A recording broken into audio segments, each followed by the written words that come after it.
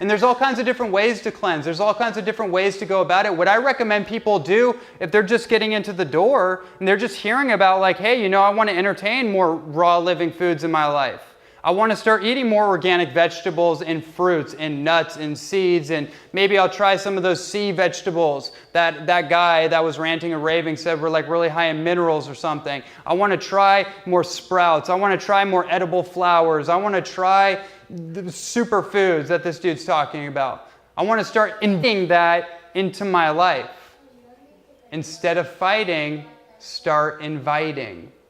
Opening up the gateway and see what shows up for you.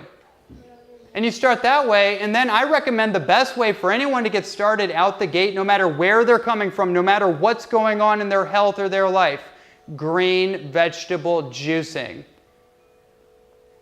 People come up to me all the time. They're like, you know, Ronnie, there's so much information. How do I get started? Green vegetable juicing. That's the number one way to get your foot into the door. And then from there, start putting green superfood powders into your juice. Right? Like grass powders, like spirulina, like chlorella, blue-green algae. You want to take it from here to here in a hurry? That's a really good way to do it. That's a really good way to do it. Let's actually get into that. Let's get into the algae for a second. Let's jump into this. So the single cell algae, everyone here heard of this, like blue-green algae, spirulina, chlorella, marine phytoplankton? Who here's never? Who here's not going to raise their hand no matter what? Okay, this is a disconnect. Try who will raise their hand if there's something. Who will raise their hand in this moment? About half of you, that's pretty good. Okay, great. So one of the best nutrition sources in the world are the algae, spirulina, chlorella. Why are those so important, especially when we talk about cleansing? Is anyone here aware that we live in a semi-polluted world? Has anyone got that memo yet? It's amazing to me that people have not gotten that. They didn't get the SOS message. They're just doing the same things they've always done as if we were living like, 100 years ago. No, check that. 300-400 years ago. The advent of the industrial era, right? And so basically, what's going on is that it's been estimated that we have about 77,000 identifiable chemicals that have been spewed out in our environment in the last 60, 70, 80 years. And most of those environmental contaminants are estrogen mimickers or xenoestrogens, fake estrogens that plug up your estrogen receptor sites and eventually will cause your estrogen receptors to start overproducing estrogen until you have a condition called estrogen dominance. Has anyone heard this term? Does that sound like something anybody here wants? Guys? Girls? Ladies? Does that sound like a good idea? No, right? No, but will you say a little bit more about what it is? Because yes, I've heard the term. Oh, we're going to go. Oh, trust me, we're going there. Yeah, we're going there. Yeah.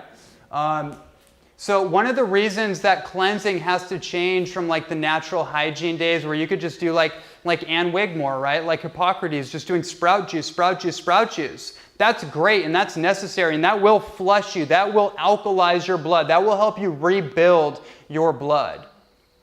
But then you need to add in certain extraction methods to extract out all those environmental contaminants that have gotten lodged in the tissues of our body.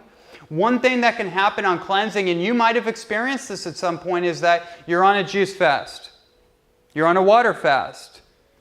And you hit that point where things just go wonky, right?